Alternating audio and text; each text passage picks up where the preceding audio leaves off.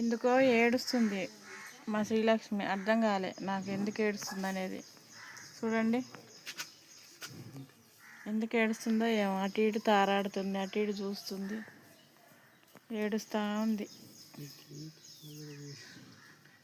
చూడండి ఏమవుతుందో ఏమో చెప్పట్లేదు.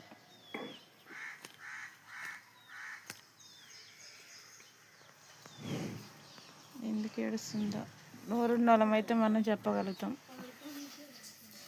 ఎందుకు ఏడుస్తున్నాం, ఏమవుతుంది అనేది. పాపం అది చెప్పలేక అటు ఇటు తిరుగుతూ ఉంది, ఏడుస్తూ ఉంది. ఎందుకు ఏం పాపం. చూడండి దాని కంట్లో మట్టి నీళ్ళు చూడండి ఎట్లా వస్తున్నాయి.